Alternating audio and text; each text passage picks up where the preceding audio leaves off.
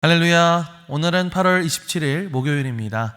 오늘도 정심일 예배를 통해 경건의 일상을 살아가시는 큰믿음 신교회 모든 성도님들을 사랑하고 축복합니다.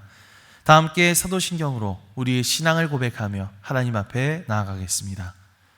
전능하사 천지를 만드신 하나님 아버지를 내가 믿사오며 그 외아들 우리 주 예수 그리스도를 믿사오니 이는 성령으로 잉태하사 동정녀 마리아에게 나시고 본디오 빌라도에게 고난을 받으사 십자가에 못 박혀 죽으시고 장사한 지 사흘 만에 죽은 자 가운데서 다시 살아나시며 하늘에 오르사 전능하신 하나님 우편에 앉아 계시다가 저리로서 산자와 죽은 자를 심판하러 오시리라. 성령을 믿사오며 거룩한 공회와 성도가 서로 교통하는 것과 죄를 사하여 주시는 것과 몸이 다시 사는 것과 영원히 사는 것을 믿사옵나이다. 아멘. 다 함께 찬송가 438장 찬양하시겠습니다.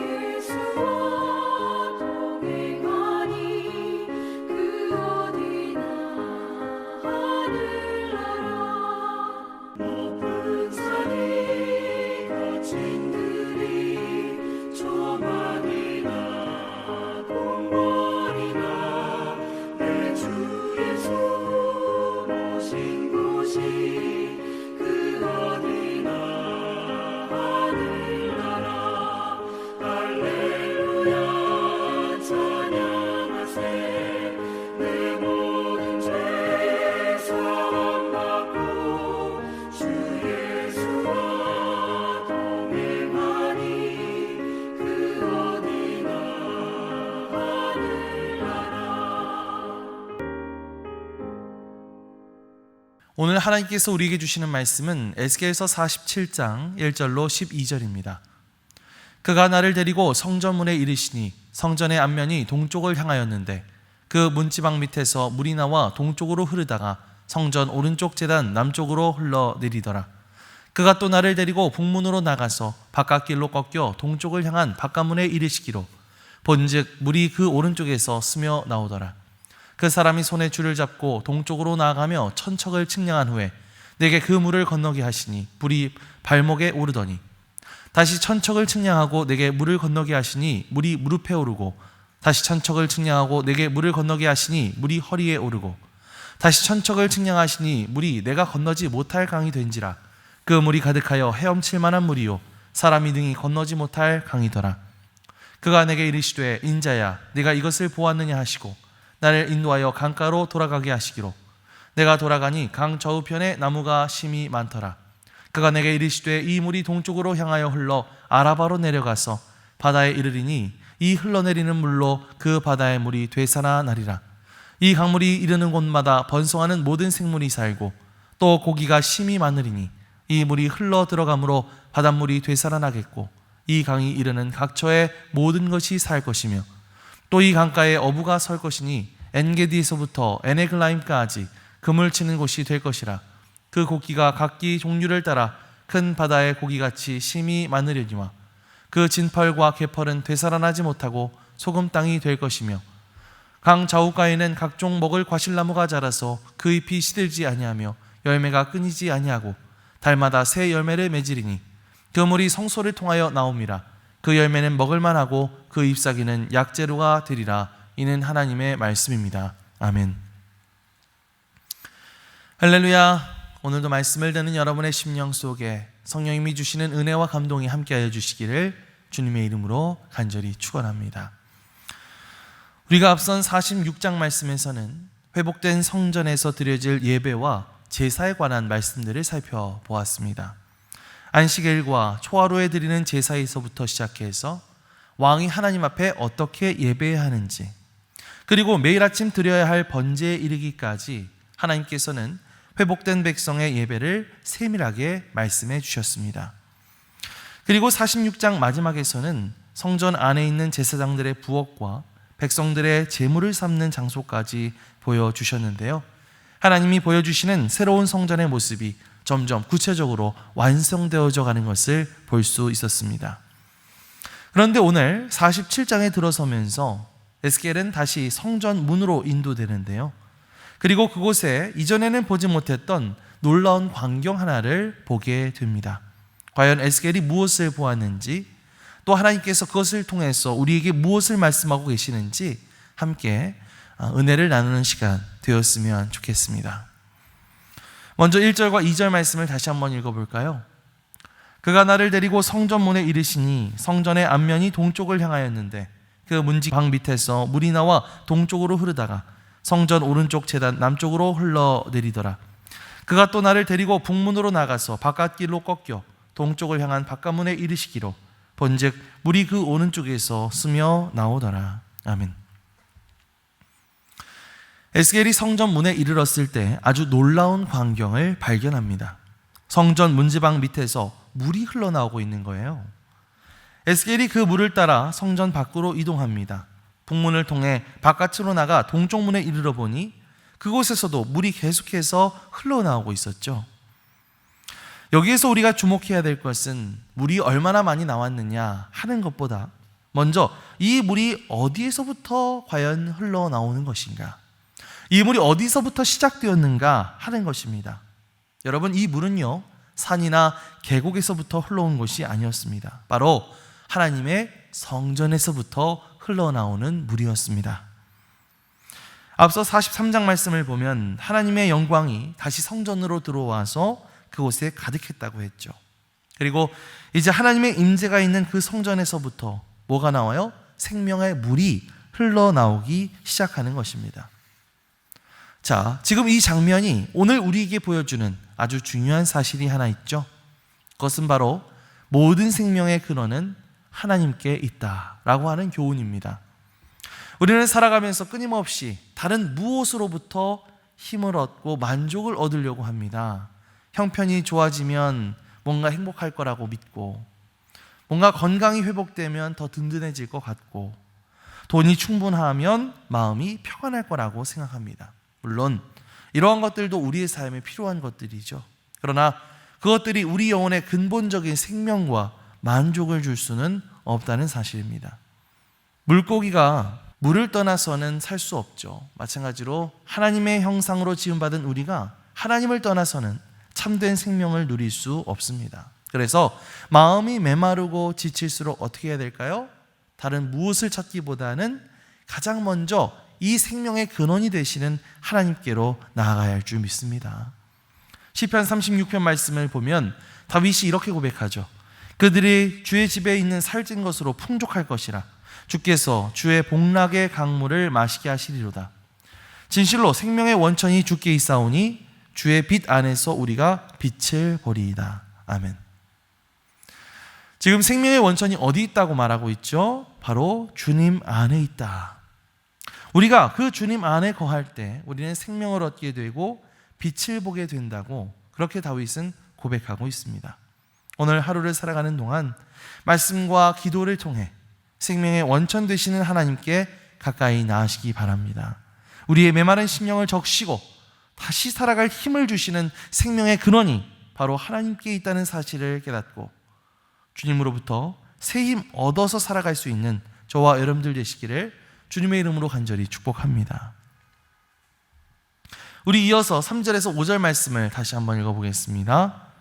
그 사람이 손에 줄을 잡고 동쪽으로 나아가며 천척을 측량한 후에 내게 그 물을 건너게 하시니 물이 발목에 오르더니 다시 천척을 측량하고 내게 물을 건너게 하시니 물이 무릎에 오르고 다시 천척을 측량하고 내게 물을 건너게 하시니 물이 허리에 오르고 다시 천척을 측량하시니 물이 내가 건너지 못할 강이 된지라 그 물이 가득하여 헤엄칠 만한 물이요 사람이 능히 건너지 못할 강이더라. 아멘. 자, 성전에서부터 흘러나온 물을 따라 에스겔이 계속해서 이동합니다. 처음 천척을 갔을 때는 물이 얼마만큼 있었어요? 발목까지 올라왔습니다. 그러다가 다시 천척을 가니 무릎까지 올라왔고 다시 천척을 가니 이제는 그 물이 허리까지 올라오게 되었죠. 이제는 걸어서 건널 수 없을 정도로 깊어져서 헤엄을 쳐야만 하는 그런 상황이 되었습니다. 자, 그런데 여기서 우리가 주목해야 될 것은 바로 물이 점점 더 깊어지고 풍성해지고 있다라고 하는 사실입니다. 간혹 이 말씀을 가지고요, 어떤 분들은 우리가 발목 신앙, 무릎의 신앙, 허리 신앙으로 이렇게 우리의 신앙이 점점 더 나아져야 된다, 깊어져야 된다, 이렇게 말씀하시는 분들도 있죠. 물론 신앙이 성장하고 깊어져야 된다는 것은 맞는 이야기입니다. 그러나 오늘 본문이 강조하고 있는 것은 에스겔의 신앙이 깊어지는 모습이 아니라 성전에서 흘러나오는 그 물 자체가 점점 더 깊어지고 풍성해지고 있는 그런 모습이라고 하는 사실이죠. 처음 성전 문지방에서 흘러나올 때까지만 해도 이 물은 작은 물줄기에 불과했습니다. 2절 말씀을 보시면 물이 오른쪽에서 스며 나오더라 이렇게 표현하고 있거든요. 그런데 그 작은 물줄기들이 흘러가면서 발목을 적시고 무릎을 덮고 허리를 지나서 나중엔 사람이 감히 건널 수 없을 만큼 큰 강을 이루게 되었다는 것인데요. 이것이 바로 하나님의 은혜의 특징인 줄 믿습니다. 하나님께로부터 시작된 은혜는 결코 메마르거나 고갈되지 않습니다. 오히려 흘러갈수록 더욱 풍성해진다는 거죠.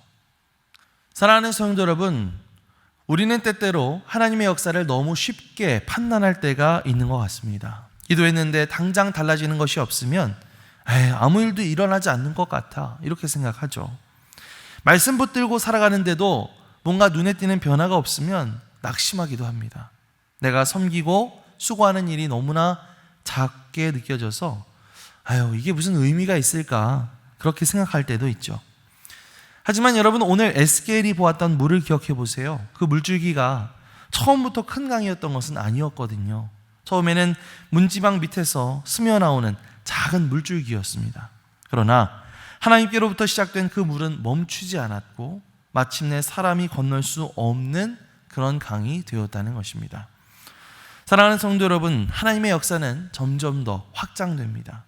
지금 우리의 눈에 그 일이 작아 보인다고 해서 하나님이 하시는 일까지 작은 것은 아니죠.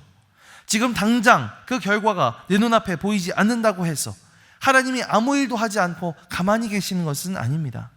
하나님이 시작하신 일은 하나님의 때와 또한 하나님의 방법을 따라서 점점 자라가고 깊어가지고 풍성해지는 것인 줄 믿습니다. 그렇기 때문에 지금 우리가 해야 될 것은 무엇일까요? 작은 시작을 무시하지 말고 하나님을 신뢰하면서 그 길을 계속해서 걸어가는 것입니다. 오늘도 내 눈앞에 당장 보이는 그런 결과만 가지고 하나님의 뜻을 속단하지 마시기 바랍니다. 작은 물줄기를 큰 강으로 만드시는 그 하나님을 신뢰하면서 하나님께서 시작하신 은혜가 우리의 삶 가운데 더욱더 깊고 풍성해질 것을 기대하며 그렇게 살아갈 수 있는 저와 여러분들이 되시기를 주님의 이름으로 간절히 축복합니다. 자, 마지막으로 8절과 9절 말씀을 읽어볼까요? 그가 내게 이르시되 이 물이 동쪽으로 향하여 흘러 아라바로 내려가서 바다에 이르리니 이 흘러내리는 물로 그 바다의 물이 되살아나리라. 이 강물이 이르는 곳마다 번성하는 모든 생물이 살고 또 고기가 심이 많으리니 이 물이 흘러 들어가므로 바닷물이 되살아나고 이 강이 이르는 각처의 모든 것이 살 것이며. 자, 성전에서 시작된 물이 점점점 깊어져서 큰 강을 이루게 되었고 이제 그 물이 어디로 향하여 흘러가는지를 보여주고 있습니다. 8절 말씀을 보면 그 물은 동쪽으로 흘러서 아라바를 지나 바다에 이르게 되는데요. 여기서 말하는 바다는 바로 사해를 가리키는 것이죠. 이 사해라고 하는 곳은 이름 그대로 생명이 살아가기가 어려운 곳입니다. 염분이 너무 높아서 일반적인 물고기나 수중생물이 살아갈 수가 없는 곳이죠. 그런데 하나님께서는 에스겔에게 놀라운 장면을 보여주세요. 성전에서 흘러간 그 물이 바다에 들어가자 어떻게 됩니까? 그 바다의 물이 되살아나겠고, 그 바다의 물이 되살아난다고 말씀하고 있어요. 9절 말씀에서 보면은 이 강에 이르는 각처에 모든 것이 살 것이며 이렇게 말씀하죠. 이것이 바로 이 본문의 절정입니다. 생명이 없던 곳에 생명이 생겨나게 된다. 물고기가 살 수 없던 바다에 수많은 물고기가 생겨나게 되고, 죽음과 메마름으로 가득했던 그곳이 생명이 넘치는 곳으로 변화됩니다. 거기다가 그 변화가 거기에서 끝나지 않는데요. 12절 말씀을 볼까요? 강 좌우가에는 각종 먹을 과실나무가 자라서 그 잎이 시들지 아니하며 열매가 끊이지 아니하고 달마다 새 열매를 맺으리니 그 물이 성소를 통하여 나옴이라. 그 열매는 먹을 만하고 그 잎사귀는 약 재료가 되리라. 강 주변에는 각종 나무가 자라기 시작합니다. 그 나무의 잎은 시들지도 않고 열매가 끊이지 않습니다. 12절 마지막 부분을 보면 이 모든 변화가 일어난 이유를 다시 한번 분명하게 말해줍니다. 그 물이 성소를 통해서 나옴이라 이렇게 말하고 있죠. 그러니까 중요한 것은 사해의 상태가 아니었다는 거예요. 사해는 여전히 생명이 살아가기 어려운 곳이었습니다. 그러나 하나님께로부터 흘러나오는 생명의 물이 그곳에 이르자 죽어있던 곳이 살아나기 시작했습니다. 우리의 삶에도요, 때로는 이 사해처럼 느껴지는 그런 자리가 있습니다. 아무리 노력해도 달라지지 않는 것 같고, 기대했던 것들이 무너지고 더 이상 좋은 열매를 기대하기 어려운 때가 있습니다. 그러다 보면 우리는 이 현재의 모습만 바라보면서 이제 더 이상 달라질 수 없을 거야, 이젠 더 이상 달라질 게 없어, 이러면서 쉽게 결론 내리고 절망스러워하죠. 그러나 오늘 말씀은 우리의 시선을 지금 현재의 형편에서부터 생명의 근원이 되시는 하나님께로 돌려놓습니다. 중요한 것은 내가 얼마나 메말라 있는가가 아니라 생명을 주시는 하나님께서 얼마나 나와 함께 하시는가 하는 것이죠. 하나님께서는 이 죽음의 바다로 불리는 사해조차 생명으로 바꾸실 수 있는 분이라는 것입니다. 여러분, 지금 현재의 형편을 바라보면서 낙심하고 계십니까? 너무 낙심하지 마십시오. 내 마음이 메말라 있다면 생명의 근원이신 하나님께 나아가시기 바랍니다. 가정과 일터에 소망이 보이지 않을 때에도 하나님을 의지하시기 바랍니다. 하나님이 주시는 그 생명수가 흘러가기 시작하면 메마른 곳에 다시 생명이 움트고 열매가 맺히는 역사가 일어나게 될 줄 믿습니다. 그래서 오늘 하루 여러분들의 삶 가운데 하나님의 생명이 충만히 흐르게 되시기를 주님의 이름으로 축복합니다. 그래서 우리의 메마른 심령이 다시 살아나고 우리가 머무는 가정과 일터에 생명의 열매가 풍성히 맺히는 그런 은혜가 있게 되시기를 주님의 이름으로 간절히 축복합니다. 아멘. 기도하겠습니다. 사랑과 은혜가 풍성하신 하나님, 생명의 근원이 오직 주님께 있음을 믿고 날마다 주님께 가까이 나아가게 하옵소서. 작은 시작과 더딘 변화 앞에서도 낙심하지 않고 하나님의 은혜가 더욱 깊고 풍성해질 것을 믿게 하여 주옵소서. 마른 우리의 심령 가운데 생명의 물을 흘려보내 주셔서 다시 살아나고 새 힘을 얻게 하여 주시옵소서. 우리의 가정과 일터에도 하나님의 생명이 흘러가 아름다운 변화와 풍성한 열매가 나타나게 하여 주옵소서. 오늘 하루도 생명의 주인 되시는 하나님을 의지하며 살아가게 하시기를 바라며 이 모든 말씀 우리 주 예수 그리스도의 이름으로 기도드리옵나이다. 아멘. 하늘에 계신 우리 아버지여, 이름이 거룩히 여김을 받으시오며 나라가 임하시오며 뜻이 하늘에서 이루어진 것 같이 땅에서도 이루어지이다. 오늘 우리에게 일용할 양식을 주시옵고 우리가 우리에게 죄 지은 자를 사하여 준 것 같이 우리 죄를 사하여 주시옵고 우리를 시험에 들게 하지 마시옵고 다만 악에서 구하시옵소서. 나라와 권세와 영광이 아버지께 영원히 있사옵나이다. 아멘.